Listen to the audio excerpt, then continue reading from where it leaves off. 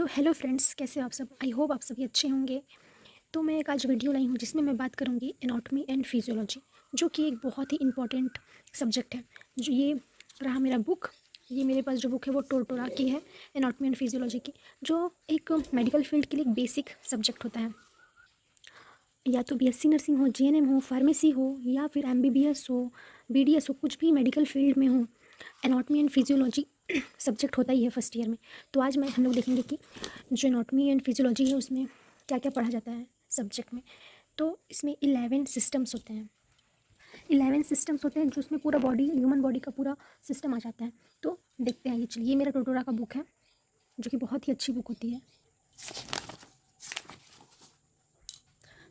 तो फर्स्ट में आता है हमारा इंटीग्यूमेंट्री सिस्टम। इंटीग्यूमेंट्री सिस्टम मतलब कि इसमें क्या क्या कंपोनेंट है, skin and associated structure such as hair, finger nails and toenails, sweat gland and oil gland. Integumentary system में हम लोग बेसिकली स्किन के बारे में पढ़ते हैं। Hair, fingers, toenail, sweat gland, oil gland, ये सब यानी कि स्किन में जो भी है पूरा हेड टू टो जो हमारा स्किन है, स्किन के हमारे बॉडी का लार्जेस्ट ऑर्गन है। तो इसके बारे में हम लोग पढ़ते हैं कि इसका फंक्शन देख लो। प्रोटेक्ट बॉडी, स्किन हमारे बॉडी को प्रोटेक्ट करता है। रेगुलेट बॉडी टेम्परेचर, बॉडी की टेम्परेचर को रेगुलेट करता है। Eliminate some waste, help make vitamin D, detect sensation such as touch, pain, warm and cold, store fat and provide insulation. ये eliminates भी करता है प्रोडक्ट, वेस्ट प्रोडक्ट को, और विटामिन डी को मेक करने में भी हेल्प करता है। और सेंसेशन, टच, पेन, वार्म भी हमको स्किन के थ्रू ही पता चलता है। तो इंक्यूबेटरी सिस्टम में हम स्किन पर, जैसे हेयर हो गया, एसेसरी ग्लैंड्स हो गए, फिंगर नेल, टोनेल, तो ये हो गया हमारा इंक्यूबेटरी सिस्टम। टोटल 11 सिस्टम पढ़ेंगे, तो 11 में से ये हमारा फर्स्ट है। ओके, फिर इंटीग्यूमेंट्री सिस्टम के बाद सेकंड नंबर पे हमारा स्केलेटल सिस्टम। स्केलेटल सिस्टम में, स्केलेटल से आप लोग समझ जा रहे हैं, स्केलेटन यानी कि बोन कंपोनेंट में बोन हो गया, जॉइंट हो गया, अदर कार्टिलेज, बॉडी में जितनी भी कार्टिलेज है, जैसे कि ईयर में है, नोज़ में कार्टिलेज है, और बोन्स हो गए, जॉइंट्स हो गए, पूरा हेड टू टो हम स्केलेटल सिस्टम में पढ़ते हैं। और स्केलेटल सिस्टम का फंक्शन क्या होता है, सपोर्ट करता है, प्रोटेक्ट करता है बॉडी को, मसल से अटैच रहता है, मूवमेंट में हेल्प करता है ना, कुछ और मिनरल्स को, लिपिड्स को भी स्टोर करता है स्केलेटल सिस्टम, यानी कि हमारे बॉडी का एक ढांचा है स्केलेटल सिस्टम। ठीक है, तो स्केलेटल सिस्टम में बोन्स, जॉइंट, कार्टिलेज, ये स्टडी करते हैं। देन हम लोग का आता है थर्ड नंबर पे मस्कुलर सिस्टम।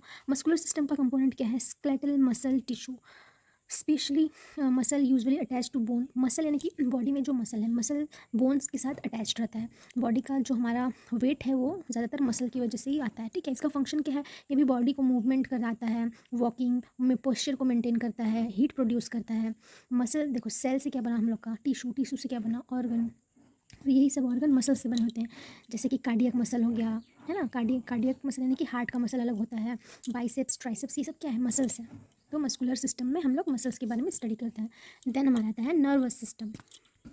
नर्वस सिस्टम में हम लोग नर्व्स के बारे में स्टडी करते हैं, जो हमारी बॉडी को चलाने के लिए, मूवमेंट कुछ भी करने के लिए, एक्टिविटी को हम लोग परफॉर्म करने के लिए नर्वस सिस्टम बहुत इंपॉर्टेंट होता है। अगर नर्वस सिस्टम डैमेज हो जाता है तो हम बॉडी, मसल, स्केलेटल, स्किन होते हुए भी हम लोग मूव नहीं कर पाएंगे।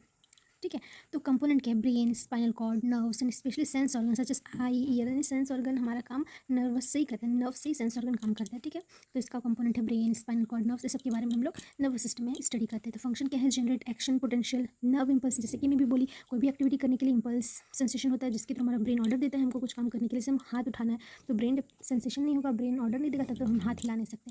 तो वही है nerve impulse, regulate body activity.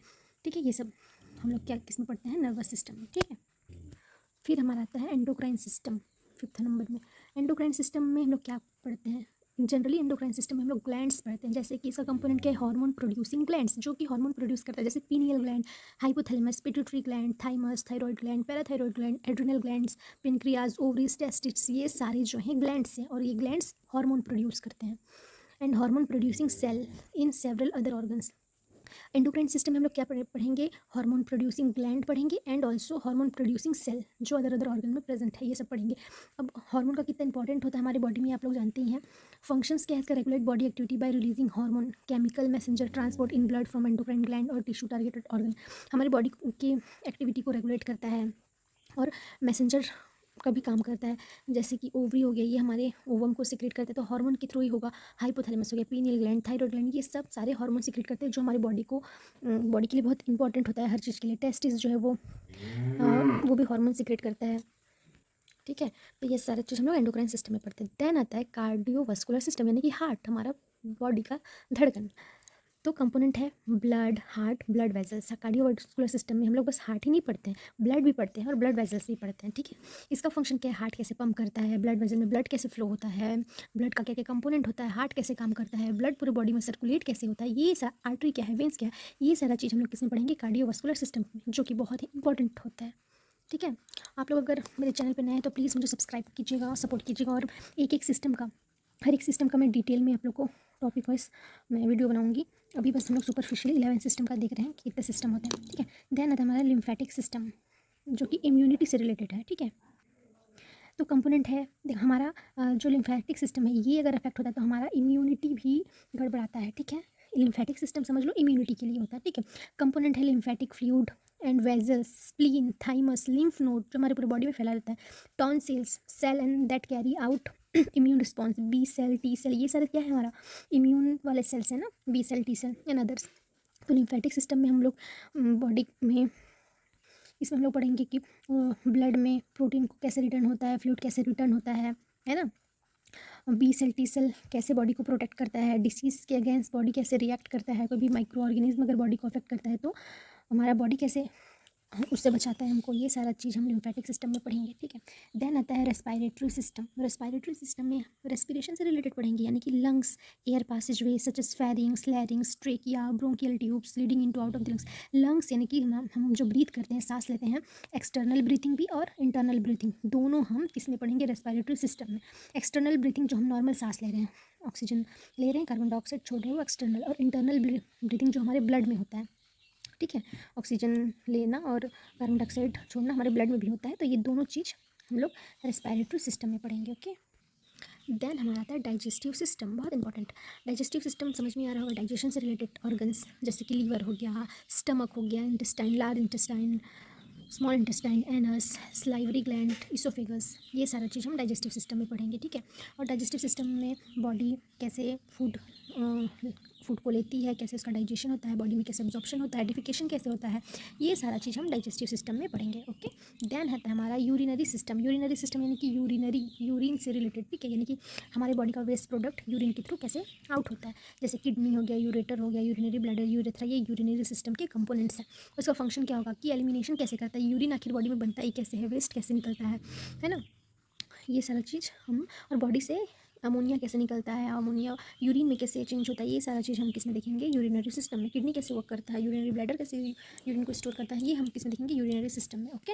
Then हमारा आता है रिप्रोडक्टिव सिस्टम। बहुत ज़्यादा क्वेश्चन इसमें से आते हैं, तो इसमें दोनों हम लोग देखेंगे, female reproductive system and male reproductive system. इसमें कंपोनेंट क्या होंगे, फीमेल के और मेल के गोनाड्स, यानी कि testis in male, ovaries in females, organs, uterine tube यानी fallopian tube, ureter, vagina, mammary gland, और epididymis, ductus, vasa deferens, seminal vesicle, prostate and penis in mail.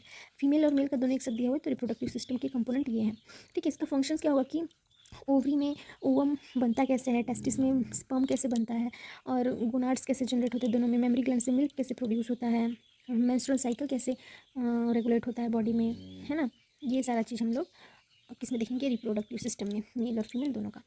तो ये टोटल हमारा हो गया 11 सिस्टम। आई होप आप लोग को समझ में आया होगा, और अगर कहीं पे भी डाउट है तो प्लीज़ कमेंट कीजिएगा और सजेस्ट करिएगा कि किस चीज़ में डाउट है, मैं उसको एक्सप्लेन करने की कोशिश करूँगी, और बाकी की वीडियोज़ में एक एक जो जब एक्सप्लेन करूँगी एक एक सिस्टम तब देखेंगे। तो आज के लिए इतना ही, बाय, मिलते हैं नेक्स्ट वीडियो में।